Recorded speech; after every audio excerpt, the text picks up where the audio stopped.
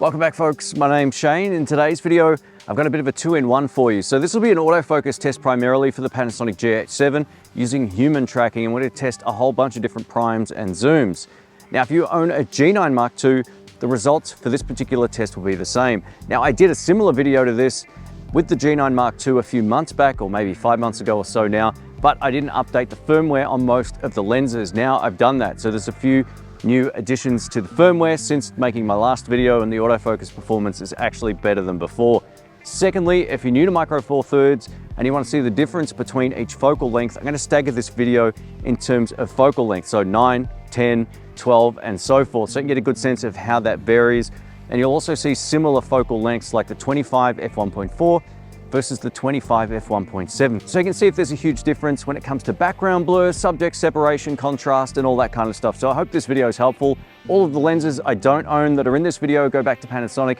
No money's changed hands. The camera goes back in a few days, so I thought I'd go out with a bit of a bang with this one. So I hope you enjoy it. And if you're thinking of getting a GH7 or you've got a G9 Mark II, let us know in the comments section. Remember, the results for this particular test will be the same on both camera systems. So I hope this is helpful. Everything will be shot in the natural picture profile. The light's a little inconsistent today, but we're gonna do our very best. So I hope you enjoy this video.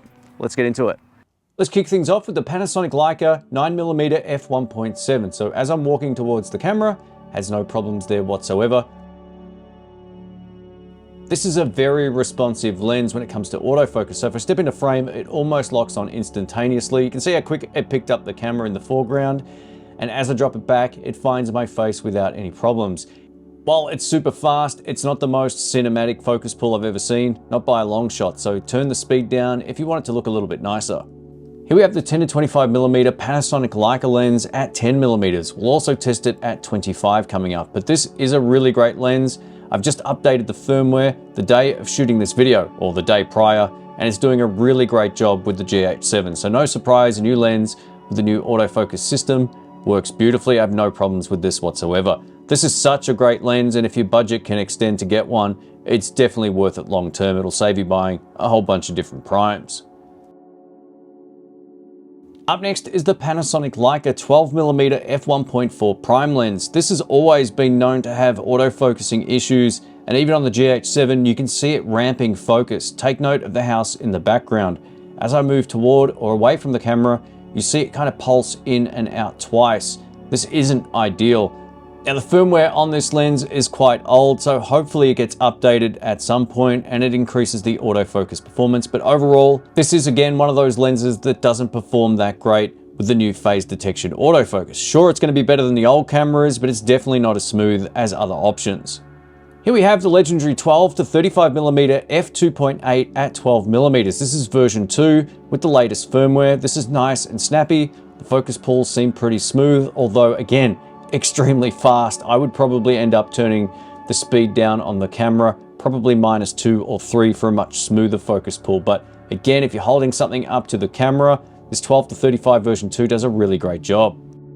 Here we have the Panasonic Leica 15mm f1.7 prime lens. Now, the great news is with this, since updating the firmware, it had a really old firmware version on there. It works better than my previous test with this lens with the G9 Mark II. So that's good news, but definitely the focus pull to the background isn't the most pleasing. It's a little on the jittery side. Again, I'd probably turn the speed down to at least -2 or 3 just to make it look a little smoother. But this is how it looks with everything set to 0. And it's a much better performing lens now than it was with the prior firmware. Over to the 25mm f1.7 Panasonic lens, and this did a really great job paired with the GH7. I like the focus pulls a lot more with this lens than even the Panasonic Leica. It snaps focus to the background, but it does it in a much smoother way.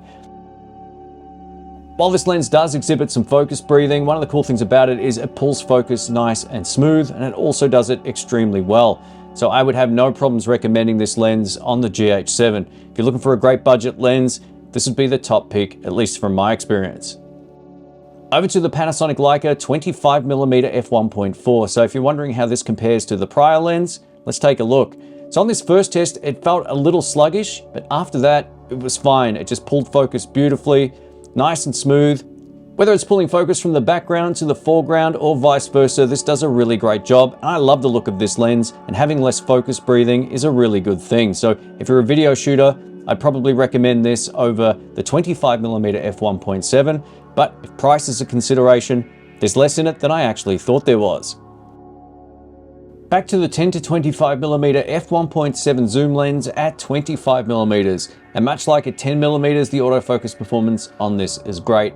It's also a little bit smoother, in my opinion, than the Leica f1.4, so if you're looking for the best autofocus, this lens is pretty hard to beat. And again, this is with the latest firmware as of shooting this video. All the transitions look pretty nice to my eye, but I have no problems recommending this lens, especially with the GH7. So this will give you the most premium look when it comes to all of the zoom lenses that are currently available. Back to the 12 to 35mm f2.8 version 2, now at 35mm. So this is a tighter field of view than what you just saw before. And as you can see, the autofocus performance on this lens is awesome. So if you've got a 12 to 35 version 2 or 3, the new Leica one, you're going to get excellent autofocus results. I've not tested the original one, but I'm tipping it should work pretty great with this autofocus system.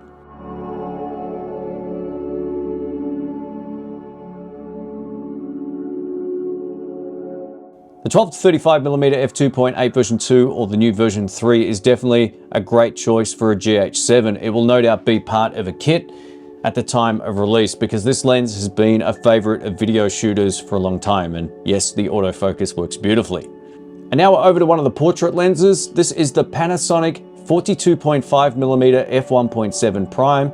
I love the look of this lens. Check out the background separation and overall look with this lens. This is a great budget lens and I can highly recommend it. When I tested this on a GH6, it was completely unusable. The GH7 makes this lens extremely functional, which is great. So yeah, autofocus performance with this particular lens and camera combination is great, which is why I'm smiling. I went from having this lens almost unusable to making it work even right up close. So it's a killer lens, great camera, awesome autofocus. And now we're over to the big daddy of the lens lineup. This is the Panasonic Leica 42.5mm f1.2 Noctocron, and this does a really great job pulling focus from the foreground to the background and back to my face. It's nice and smooth. I have no problems with this whatsoever in terms of its performance.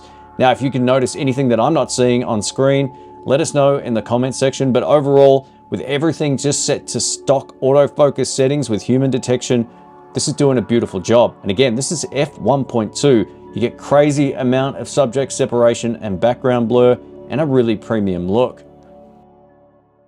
All right, let's talk about the autofocus system, just talking generally here. So the great news is I've updated some of those lenses like the 15mm f1.7, the 10 to 25, and a few of the others, which made the autofocus performance much better than my prior test. So now if you've got a G9 Mark II or you plan on getting this GH7, the autofocus performance is going to be great. Whether you're just standing here talking to the camera like this, or whether you're walking back and forth, you're holding things up, it's going to do a really great job.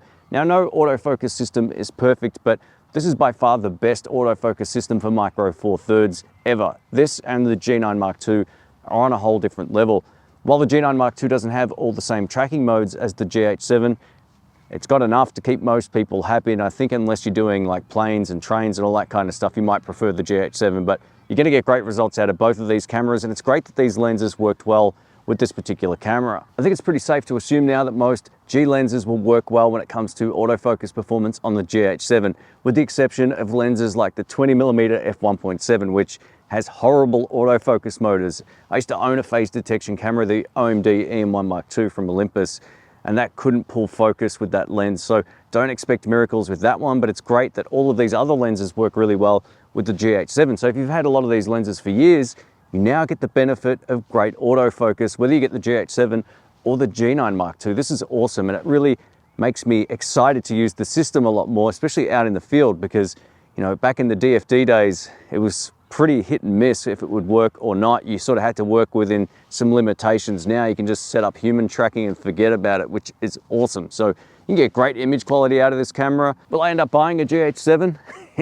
Most likely. So I'm a bit of a camera desperado sometimes. I might have to start moving some stuff on, actually. I've been thinking about it now that I've seen just how well the GH7 compared up against my FX30. If you want to check out that video, I'll link that down in the description. Thanks for watching.